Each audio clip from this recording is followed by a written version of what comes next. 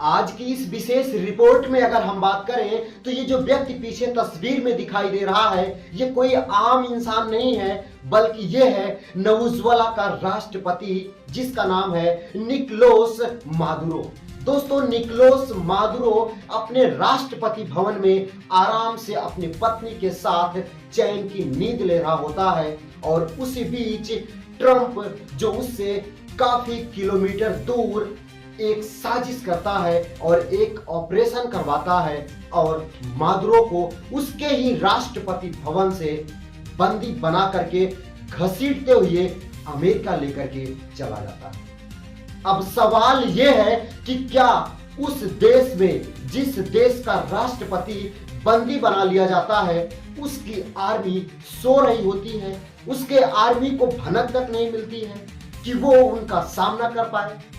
लेकिन बात यहीं तक नहीं थमती है, बात अब और आगे बढ़ जाती है। ये बात आसपास के सभी देशों तक आ जाती है कि क्या वो भारत तक भी अटैक कर सकता है, अगर हाँ तो भारत को क्या करना चाहिए जिससे वो इससे बच सकता है और भारत को अभी से ऐसी क्या तैयारी करनी चाहिए जिससे वो अमेरिका के इस षड्यंत्र से दूर रहे और अमेरिका भारत पर अपना कब्जा न जमा सके और भारत सुरक्षित रहे। जानते हैं इस पूरे वीडियो के अंदर इस पूरी सच्चाई को कि आखिर वेनेजुएला के राष्ट्रपति को एक राष्ट्रपति अपने देश बंदी बना करके क्यों बुला लेता है।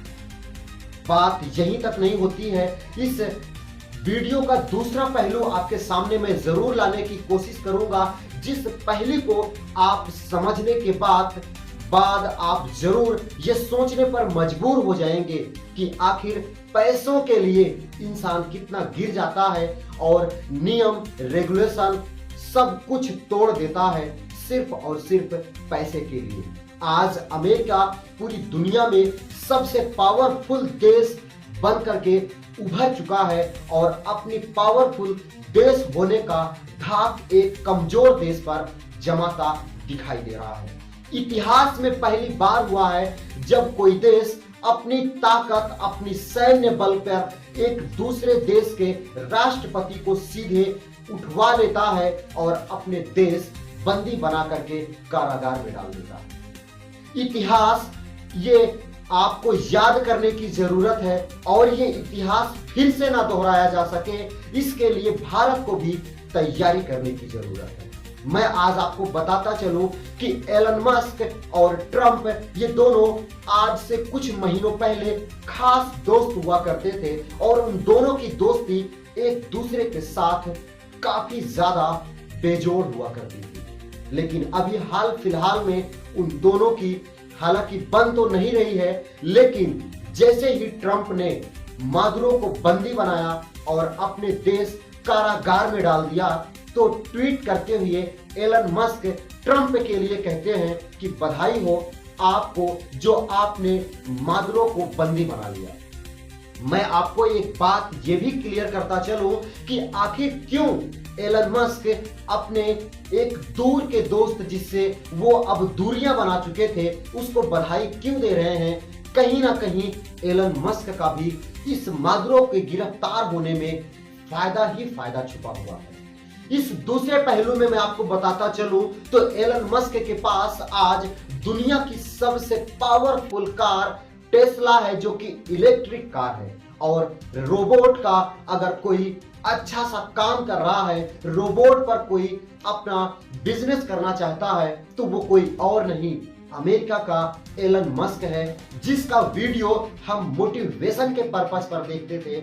आज वही एलन मस्क मादुरो के गिरफ्तार होने पर, मादुरो के उठवा लेने पर ट्रंप को बधाइयां देता फिरता है और वो कह रहा है कि बहुत अच्छा किया आपने जो मादुरो को बंदी बना लिया और उसको अपने कारागार में डाल दिया। फायदा तो एलन मस्क का भी है क्योंकि वेनेजुएला की धरती में जहां पर काला सोना तो है ही, वहीं उस जमीन में ऐसे ऐसे खनिज, ऐसे ऐसे मिनरल मिल रहे हैं जिससे एलन मस्क को बहुत ही ज्यादा फायदा होने वाला है। मैं आपको बताता चलूं, टेस्ला कार की जो बैटरी है उसमें लिथियम का बहुत बड़ा योगदान है। और लिथियम अगर कहीं सबसे ज्यादा मिलता है और अच्छी क्वालिटी का लिथियम मिलता है तो वो नौजवाला के धरती के अंदर लाखों टन के रूप में भरा पड़ा हुआ है। और एलन मस्क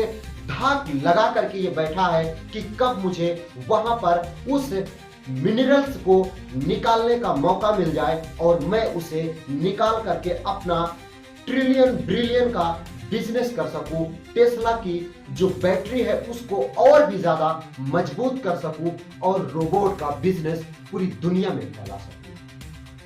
हालांकि एलन मस्क का तो फायदा है ही, उसके साथ साथ ट्रंप का भी बहुत बड़ा फायदा है। नौजवाला की धरती पर ट्रंप अपनी कंपनियां लगाना चाहता है और जैसे ही मादुरो ने उनका बहिष्कार करने के बारे में सोचा तो वो मादुरो को ही उसके देश से उठवा लेते हैं।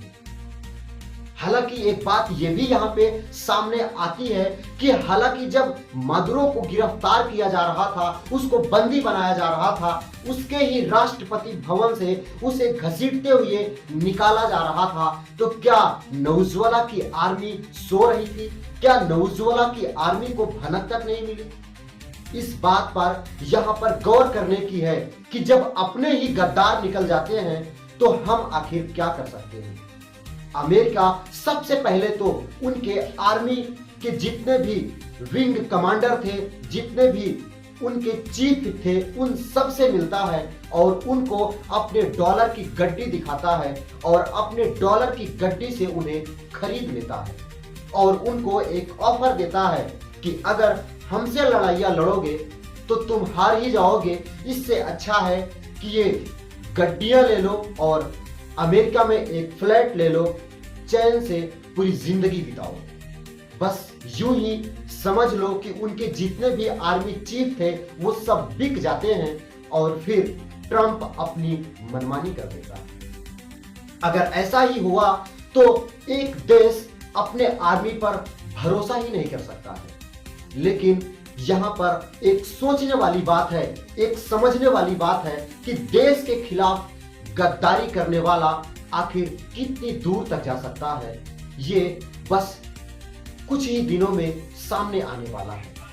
वो दिन याद करने की जरूरत है जब पहली बार अंग्रेज भारत में आए थे और एक दूसरे को आपस में ही लड़ा करके पूरे भारत पर अपना हुक्म जमा लिए थे और अपने शासन को लागू कर दिए थे और हमें गुलाम बना लिए थे। आज वही फिर से अमेरिका दोहराना चाहता है। अमेरिका एक दूसरे पर अपना कब्जा करना चाहता है। पहले तो उसने एक अपने पड़ोसी देश जो कि लैटिन अमेरिका में ही आता है, वेनेजुएला पर अपना पहला शिकंजा कस चुका है और वहां के राष्ट्रपति को अपने कारागार में डाल दिया। अब भारत को सतर्क होने की जरूरत है। क्या भारत इससे बच पाएगा?